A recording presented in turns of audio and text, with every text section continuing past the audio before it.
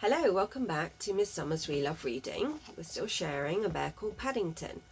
Last time we were right in the middle of chapter 3, so let's continue. I know, said Paddington unhappily. I think I must have made a mistake at the bottom. The man sniffed suspiciously and called across to an inspector. There's a young bear here, smelling of bacon. Says he's made a mistake at the bottom. The inspector put his thumbs under his waistcoat.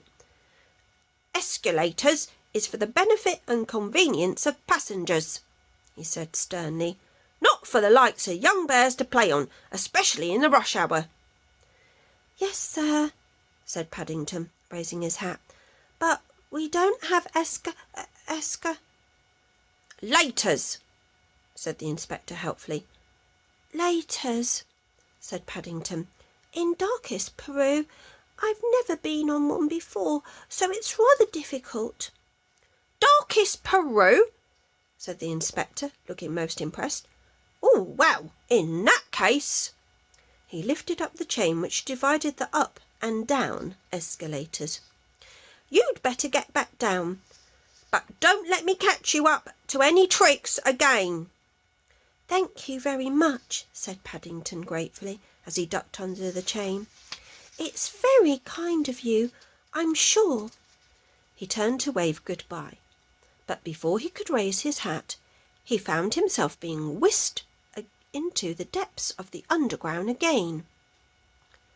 Halfway down, he was gazing with interest at the brightly coloured posters on the wall when the man standing behind poked him with his umbrella. There's someone calling you, he said. Paddington looked round and was just in time to see Mrs. Brown and Judy pass by on their way up. They waved frantically at him, and Mrs. Brown called out, "Stop!" several times. Paddington turned and tried to run up the escalator, but it was going very fast, and with his short legs it was as much as he could do even to stand still. He had his head down, and he didn't notice a fat man with a briefcase who was running in the opposite direction until it was too late. There was a roar of rage from the fat man, and he toppled over and grabbed at several other people.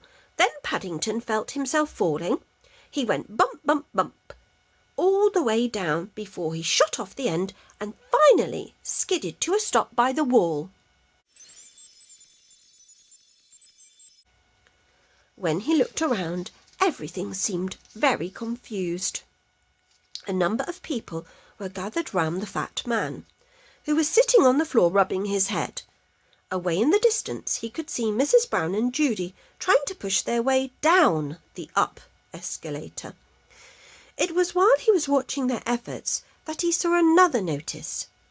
It was in a brass case at the bottom of the escalator, and it said in big red letters, "To stop the escalator in cases of emergency, push the button."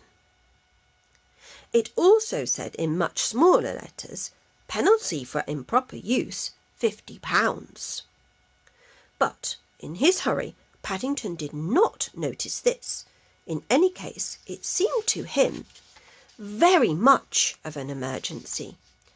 He swung his suitcase through the air and hit the button as hard as he could. If there had been confusion while the escalator was moving, there was even more when it stopped. Paddington watched with surprise as everyone started running about in different directions, shouting at each other.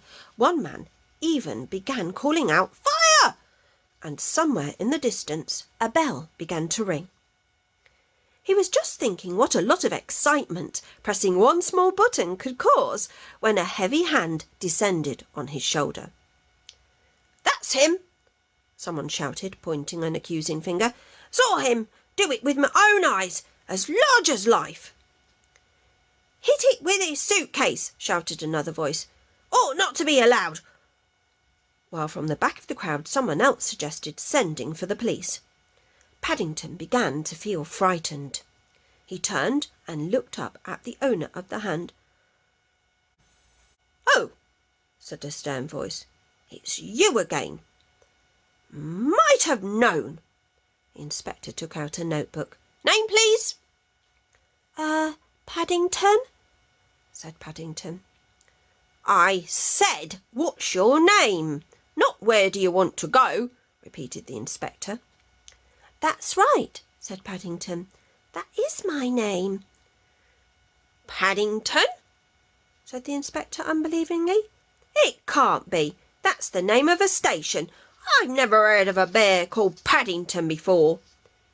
"It's very unusual," said Paddington, "but it's Paddington Brown, and I live at number 32 Windsor Gardens, and I've lost Mrs. Brown and Judy." "Oh!"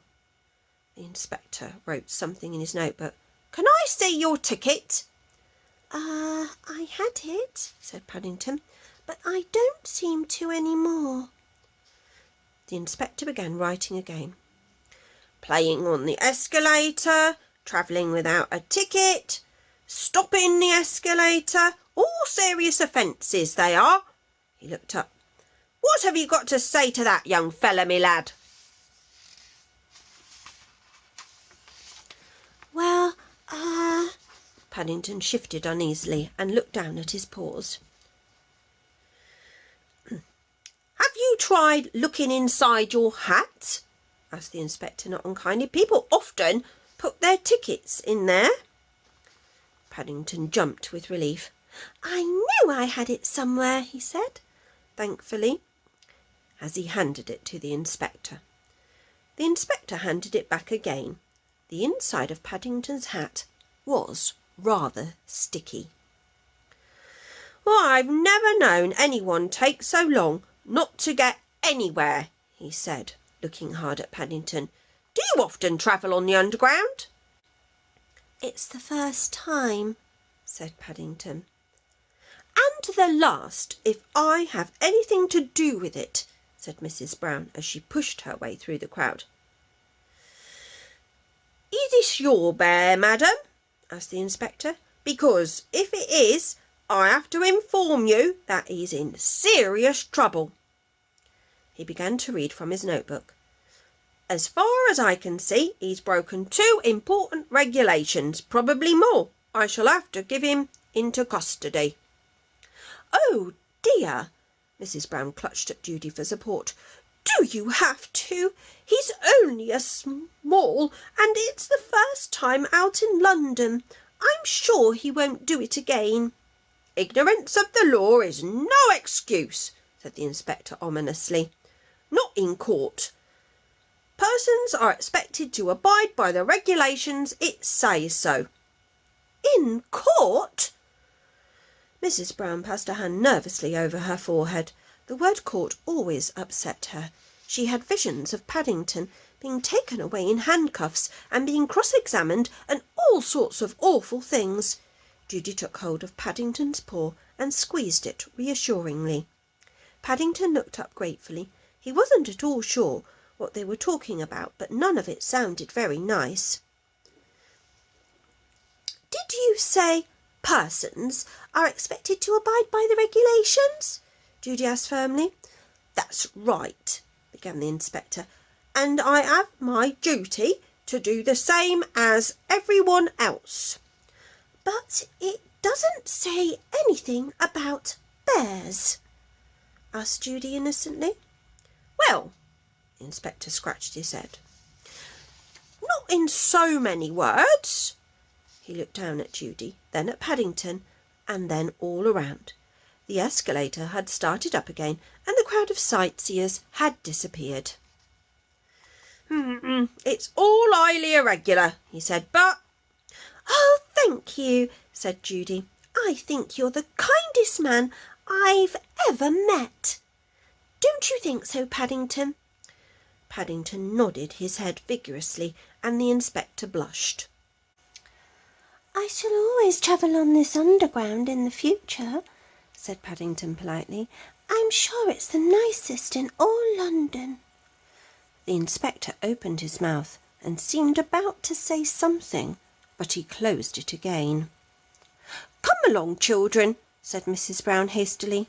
"If we don't hurry up we shall never get our shopping done." From somewhere up above came the sound of dogs barking. The inspector sighed. "I can't understand it," he said. "This used to be such a well-run, respectable station. Now look at it." He stared after the retreating figures of Mrs. Brown and Judy, with Paddington bringing up the rear. And then he rubbed his eyes. "That's funny," he said, more to himself. "I must be seeing things. I could have sworn that bear had some bacon sticking out of his case." He shrugged his shoulders. There were more important things to worry about. Judging by the noise coming from the top of the escalator, there was some sort of dog fight going on. It needed investigating. That's the end of chapter 3. Join me again next time.